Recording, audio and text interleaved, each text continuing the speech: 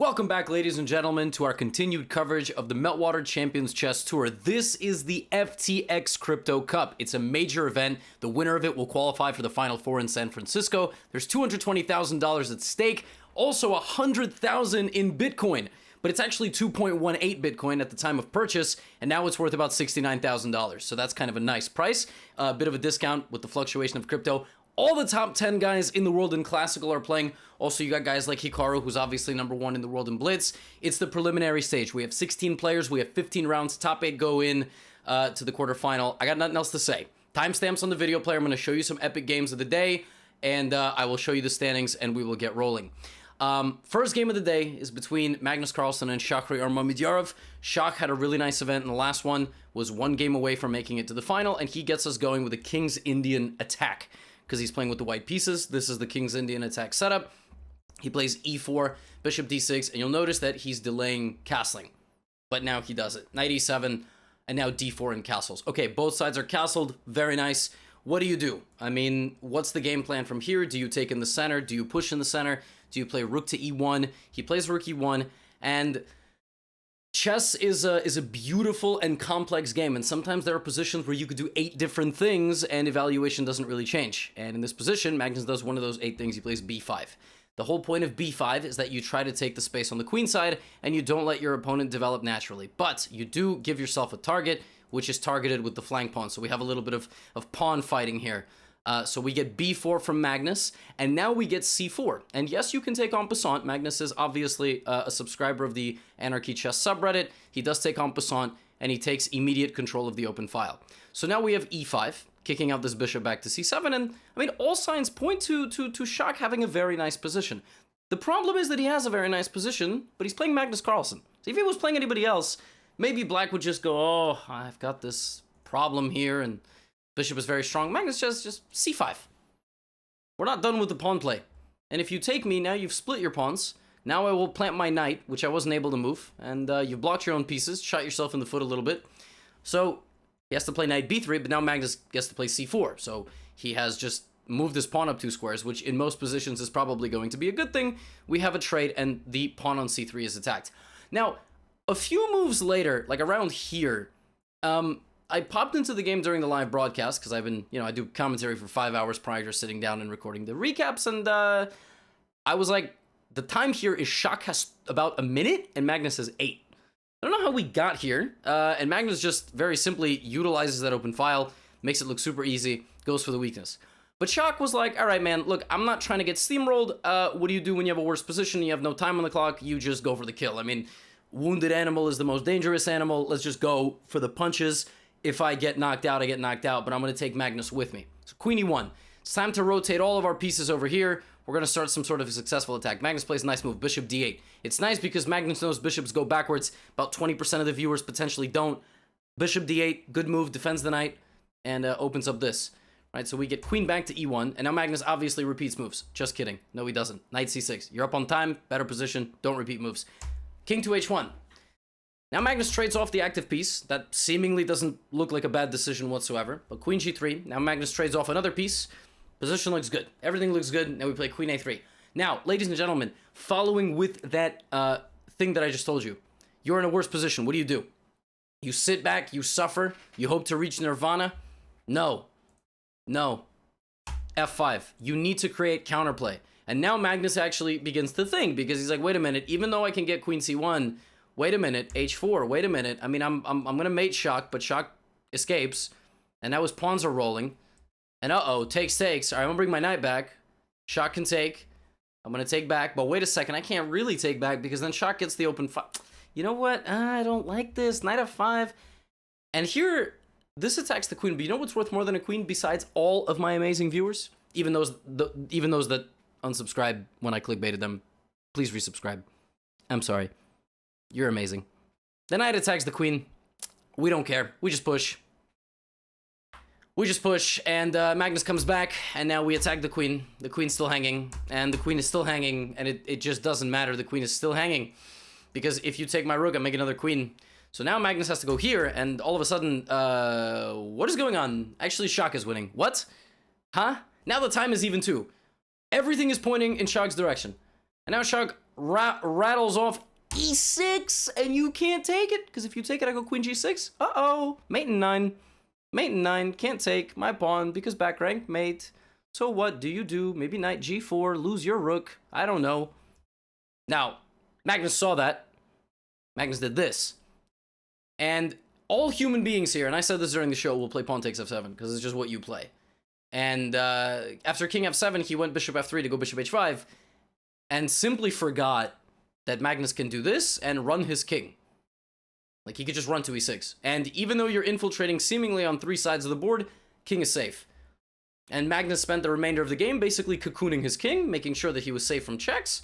And by the end of the game, there were no checks, and queen f4 was played. h4's hanging, f3's hanging, Shakh resigned. Which takes me back to move 43. Queen takes d4. And here, there is the absolutely savage, scumbag computer move, bishop f3. You'll notice in the game, it was takes, bishop f3. It's a move order thing. Sometimes in chess, you have to play a certain move first, and you have to leave this pawn here and just play bishop f3. Because again, if takes, we have the same situation, but instead of queen g6, I go queen h5. That's the difference. Queen h5, with the same intention. Because now queen g6 would be met with queen h4 check. So you have to go queen h5 with the same threat on the rook, but also guarding this. So Shakh had to find bishop f3, computer move. Magnus found the most precise defense given the time situation and managed to just avoid any disaster in the opening round, stabilize, and win the game. Nail biter. Honestly, that first game was kind of insane. Which takes me to our next game that I'm going to show you, which is actually this one between Daniel Dubov and Wesley So.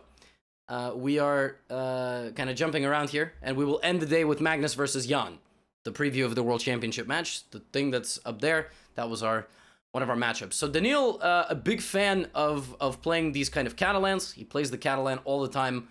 Bishop g2, d takes c4.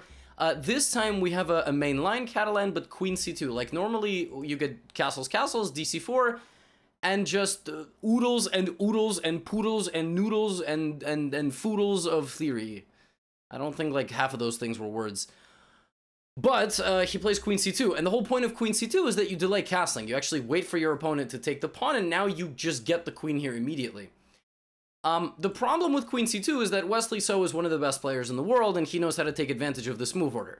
Like, this could work with, you know, bum IMs like myself, but Wesley just strikes in the center right away. This is the true and tried way of getting equality in these positions. And then Wesley plays d4. He doesn't even take the pawn. He just shoves this pawn into Dubov's face and says, what are you going to do about it? Dubov says, I don't really want whatever you're shoving into my face. You know, consent is important, b4. But now a5. Now the pawns are getting undermined. b5 takes knight d2. Okay, great. Let's kick this bishop out with knight b3 and try to win this pawn. Knight d7, knight b3, and Wesley says e5. Look at that. You could go ahead and take me. Go ahead. And you can go ahead and take this pawn, but it's too dangerous because you're not castled, you see? And now I play rook e8. And if you just back up and act like nothing's happened, something has happened. Your king is still in the middle, and when the king is in the middle and you have full development, it is time to shatter the center, and d3 would win. Because you hit the queen, you threaten rook e2, the game is over. So, Daniil, when he got to this position, said, you know what? Rather than taking the bishop, I'm just going to castle, and then I'm going to take the bishop. But still, you'll notice that Wesley has a dark squared I said blind instead of bind. Dark squared bind. He's got a bind on the dark squares because he's traded off his dark squared bishop. So everything is nice. And even with, excuse me, bishop a3, you're not actually making any progress. So he begins kind of routing backwards. He activates this bishop. He wants to play knight here. He's got to trade some pawns in the center. But that comes with a drawback too, because as black opens up, his rook gets open. It's a very complex position. And so here we have the critical moment of the game. What to do? You can play e3. You can play knight b3, looking to trade this knight off like this, potentially. Actually, not like ab, because then you would just hang a pawn. So that's why I sit here and talk about the games, and these guys play them. You would have to probably take with a queen to get out of this pin. Dubov decides to attack the queen, which is a perfectly reasonable move. But then he also decides to take the knight, removing one of his active pieces, and then he plays knight to e4, engaging in another trade. So we have queen, bishop, 2 rooks versus queen, bishop, 2 rooks. Both sides have 7 pawns, and I'm rubbing my nose because I have allergies, and g6. And black is better here. Black is better here because black has more space. Black has a prospect of rolling the pawns down the board. This pawn is a potential liability in the endgame. But Dubov, true to his style, plays bishop d5. And I don't think he blundered this. I don't think that he blundered this. I think his idea was to sacrifice an exchange, bishop for rook, and play e4, and basically say, look, Wesley, my bishop is better than either of your rooks. Like, my bishop is this lighthouse bishop. It stands shining its bright lights on everybody. But then rook d6. And he must have thought after rook b5 that, okay, we're going to get queen c8, c5, you know, rook has to go back. It's just a very unpleasant position. I mean, rook a5, like, look at this. Beautiful. But Wesley says, you know what's worth more than a queen? All of Gotham Chess viewers. But also a bishop. Wait, what? Oh. Well, the problem is you can sack your queen. And I think Dubov didn't realize this. Because now, double up, take on c4, push the d pawn. Two rooks are better than a queen in a situation where you have a passed pawn that's ideally protected. Your rooks can coordinate well, and you have no obvious weaknesses.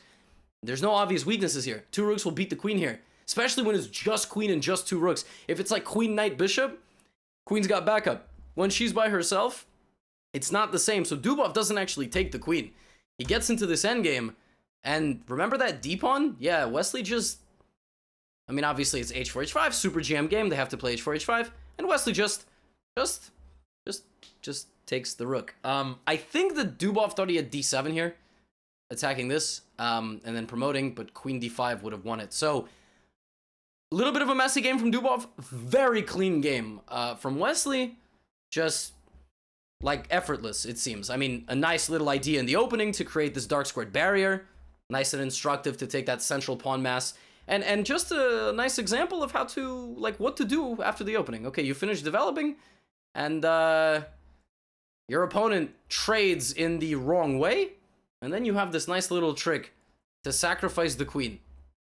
Sacrifice the queen. Not quite a queen sacrifice, but a very clean win from Wesley. So, the next game that I'd like to show you is that of Peter Svidler, who has played in these things before, but not that much. And do you know him? Fabiano Caruana. Many of you got into chess in the past like 6 to 8 months, especially with Queen's Gambit. You might have never heard of Fabiano Caruana, which is crazy, because he challenged for the World Championship in 2018 against Magnus Carlsen. He's the second-ranked player in the world in slow chess, doesn't play a lot of rapid and blitz, and basically did not play online at all last year as he was preparing for the candidates. But now he's back. He's back. They made him sign the contract. They said, listen, Fabi, you struck out in the candidates, but here we go. And he's playing Peter Svidler. E4, E5. Peter Svidler, of course, 8-time Russian champion, which is no easy feat to be the champion of Russia in chess 8 times. Are you even the champion of your own house 8 times? Knight f6, d3, bishop c5, nice. Gioco pianissimo, c3, h6, castles d6, all solid stuff. But the game's going to be anything but solid. Give it a moment, c6. Very confrontational approach by Fabiano. He wants to play d5, so we have d4. Svidler says, I'll be the first to the center. But now d5. I mean, when have you ever seen this? Just a box of pawns in the center. Something's got to give. Knight g3. Now we have knight takes e4. That forces this, but now the bishop can come to f5. The bishop comes to f5, and now the pawn comes forward, attacking the knight on f3. In this position, there is an absolutely ludicrous move g4, according to the computer. Equal danger. Computer has obviously seen my video on danger levels. And if you take, well, then white is actually doing pretty well. Because you will take this pawn. I mean, unless it gets defended, you can play something like this, kick the knight out, and at least you're not losing. But Peter doesn't play g4, he plays the knight back. And the most aggressive and scary move of the game now happens, which is queen to h4. And Fabiano's about to have 1, 2, 3, 4 pieces attacking the king. And Svidler is going to have maybe 2 defenders. So Svidler plays rook e3 and knight f1. But the problem is that now Fabiano brings back the bishop. He's got the 2 bishops. The rook is always waiting to lift. Not right away, but in the future. He's got bishop f4. He's got knight f4. Really nice example of how to mobilize forces to create an attack. So knight g3. And sometimes, ladies and gentlemen, to actually launch your attack successfully, you have to take a step back. Bishop to d7. Get out of danger. No need to sacrifice for no reason. Don't just sack pieces. You need 2 more attackers, then they have defending pieces to sacrifice successfully. And now we try to kick out this rook. And now we take the knight. So we win a pawn. That's good. That's a good first step. Knight h4 is coming. Rook e3. Just back up. Keep it chill. Bishop d2. And here Fabiano plays a move which prepares another move. Feel free to pause and try to find it. Sometimes when you have an attack, your pieces are nice and pretty, but you need one thing to take the attack over the top. You know, like in American football, I'm not a big fan of American football, but I know some of you are. If you're trying to run the football over the goal line or the end zone, it's a big wall and then you jump over it. That's what we need here. We need this pawn, but we're pinned. So in all of this, the best move is to move your king out of the way of the pin, and later, once your queen moves out of danger, and out of danger again, it's time. And once f5 happens, the game is over. And it is over. It is over. It's over. It's very much over. And oftentimes when you have a good position, there's tactical defenses. Bishop f5, right? And Fabiano ends this game in style by taking on e4 with the rook. Patience. Paralysis. Paralysis. And now you open the door for the queen by moving the pawn to f3. And queen g3 is coming. You cannot move. Your bishops are nice, but they stare at nothing. And here Peter Svidler resigned. The game is just over. If you take on f3, queen g3 comes, I take everybody, you die. If you don't take me and just play like bishop e1 to stop queen g3, that's nice. That's adorable. Knight f4. I mean, everything is falling apart. And a nice win by Fabiano. With the black pieces from a seemingly symmetrical structure in the opening, he rerouted his knight from the queen side over to the king side. He opened up the center. And he, I mean, again, just got his pawn, queen, bishop, rook, everybody in the game. But the most impressive move and the most important move of the game was none other than king to h7. To move the king out of the way of the bishop. And welcome back to Fabiano. It's exciting to see him playing in these rapid and blitz events, even if it's not his favorite. And a very nice win from him. I mean, what more can we say?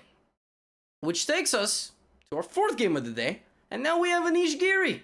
Giri coming off of a candidates. Dingley Ren coming off of a candidates. Let's see what these guys can bring to the table. Give me a second. All right. Anish Giri, c4. The English, e5. Most principled response, g3, knight f6, bishop g2. And the big question is here, does black play d5? Black can also play c6 and d5. Black can also not play d5 at all. Black plays d5. Trade, knight f3. That attacks the pawn in the center. And generally, this is kind of the starting position of all things c4, e5, where black plays d5. If you ask why, well, black is trying to move the knight out of the way of this bishop. You don't want to get hit with anything here. And now a move that might confuse you, bishop e3. Well, this move actually pressures this knight in many situations. The a pawn can't move as easily because you will take on b6, potentially damaging the structure. White will either expand with a3, b4, or b3, a4, a5. Rook c1, this knight might drop back, or that way to activate the bishop. And sometimes you go d4. It's a plethora of different ideas. Rook e8 played, rook c1. Oh, look, it's what I said. Bishop g5. The idea of bishop g5 is you want to taunt your opponent to play f6. It might not be a bad move, but it's a weakening of a pawn. Instead, we have queen d7. He doesn't want to push his pawn. Instead, he moves that pawn. And we get bishop here. By the way, right here, it looks like this works. This is a moment where you don't prove yourself right in chess. If take, knight f6, and we win a queen. But, the but alarm is what that is. That could also be misconstrued in a different context. They're not going to take. They're going to go here, attack your knight, and attack your bishop, and now you're going to lose material. So, that's bad. So, bishop d2. a5, and now knight c5. Everything that we're talking about, we're trying to focus on the queen side. Takes, queen d6, and he just goes back. He says, I got the bishop. I got the loot. I got the bishop. Very nice. Bishop e6, a3. Dingley Ren plays a nice move here, a4. The idea of a4, you don't want to let your opponent go b4 because Anarchy Chess rejoices. The most gangster en passant, and black is winning. So bishop e3 back. He wants to go bishop c5, maybe drop the knight back. Moves the queen out of danger. Moves the bishop out. Now, e4. Now the bishop's got an uncomfortable decision to make. Sure, it's standing on b3, but it's not really targeting anything. And we have bishop e3. He doesn't want to trade. He doesn't want to trade. No trade. No, I'm good. That's not a trade that I would like. And And now the move that I've been talking about the entire game, folks. Knight back to d2. Just like we saw Fabiano reroute his knight, that is a trade I very much want, which is why Ding Liren plays bishop a2. And now we have a pawn advancement. All positions have pawn breaks, some good, some bad. For example, this move d4 is idiotic, because what ends up happening is your queen just becomes a target down the middle of the board for enemy pieces. However, there is another pawn break in this position, and it is very good. Pawn to f4. That is something that you very much want, because now you start building behind your f-file of pressure. I'm not saying white is winning, but I'm saying it does give you a front of attack. Rook e1, bishop b2, come back. No, where are you going? Oh, you're letting me take. Okay. Rook takes d3. Okay. Hold on. Can't I just take that? And knight c5? So let's count. I got a bishop, you got a pawn, I got a rook, you got a queen. I'm gonna get a rook. And once I get the rook, you can't even defend it. Your queen cannot go to any square to protect the rook. So I get the rook for free, and when the dust settles, I have 2 rooks and a bishop for your queen and pawn. I'm not very good at my mathematical arithmeticals, but I'm pretty sure that that's worth more than a queen, and Anish Giri does in fact get a completely winning position. And some moves later, Ding resigned. Now hold on. What happened? Wait, knight b3. Had Ding played a b3 in this position, he would have been in good shape. I mean, d3 is not going anywhere. And I don't know what Anish had planned. Maybe he was going to go queen c4, hoping for a trade. But you're going to lose this pawn. And black is happy here. Like, this was a very complex game. But Ding plays rook d3, and Anish, listen, Anish comments on my videos sometimes. Anish, what's up? I know you're here. Gotta give you credit. Anish definitely has seen the video on danger levels, and he knows a queen is worth as much as a queen. So he plays, he plays this knight c5. He sacrifices first, and then plays knight c5, and gets his winning position. Had he played knight c5 right away, he would have lost the queen, and then too much stuff would have been lost. So, complex game. Anish defeats poor Ding Liren, who's got to play these games at like 3 in the freaking morning. One move tactic there, and Anish wins a game that was topsy-turvy, but ultimately goes his way. And when I show you the standings, I will show you why that game is important. Ladies and gentlemen, we gotta end the day with Magnus Carlsen versus Jan Nepomniachtchi, a preview, and I will feature them as many times as I can, a preview of their upcoming World Championship match. We have a Sicilian defense, knight c3, e6, normally Nepo a d6 player, and a Taimanov Sicilian. Now, this can't be understated, the fact that it's peculiar, because Nepo is messing around with different parts of his repertoire, and Magnus, of course, already goes off the beaten path with bishop e3, bishop e2. As early as move 8, a position that has almost never been played. I mean, considering from this position there have been tens of thousands of top-level games, this position barely ever played, and Magnus plays a really fascinating move here, e5, just completely hanging the g2 pawn. Just kidding. That would be a fork of queen and rook. That is not how the game ended. Always look for how your opponents can put you in danger. So we get bishop b7, here, take, and queen d3. Now Magnus does legitimately hang this pawn. Nepo decides not to take it. He's being a good boy. And now he says, look, Magnus, I don't know what you're trying to get at here, but that's just a free pawn, bro. And Magnus says, okay, long castles. Now, first of all, that's guarding this. Second of all, there's a mate threat. And here, Jan Nepomniachtchi completely didn't... No, he played queen c6. He defends against the checkmate. That's not an attack on the bishop because of this. So already we have a very complex game.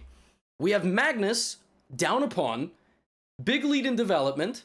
Nepo, it looks like the rook came to the support of the king, but the king was too drunk to go castle. So king is stuck in the center. You're not going to castle this way. You're literally not going to castle this way. It's impossible. And Magnus has maybe some slight advantage because, again, your king just can't be here. It's just not good. Now, Nepo here, as always, the patented Nepo has double the time of Magnus. He has about 12 minutes to 6. About 11 to 6, 11 and a half to 6 minutes. And he immediately just rattles off this move, f6.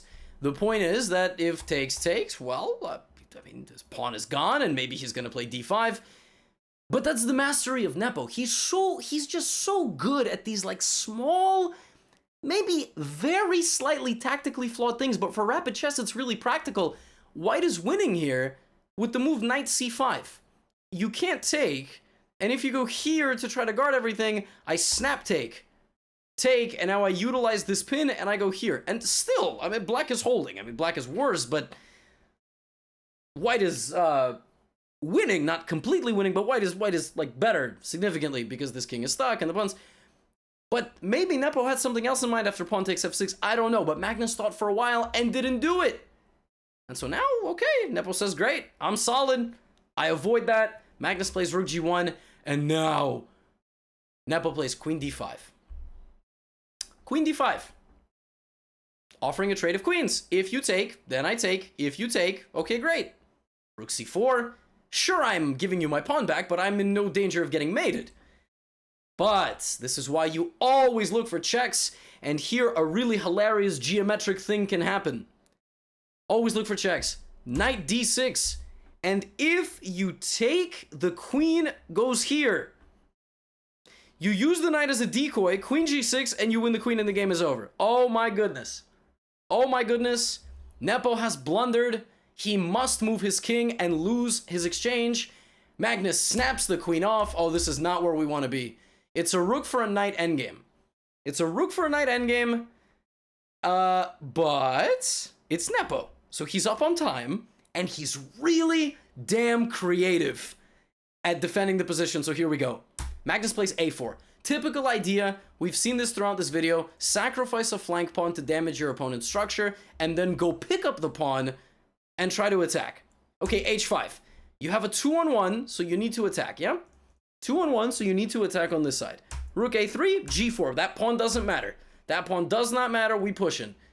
He takes on a6. h4. Jan's cerebral enough to understand that even with this trade, rook and 3 versus rook and 3 versus knight and 3, the pawns are a substantial problem.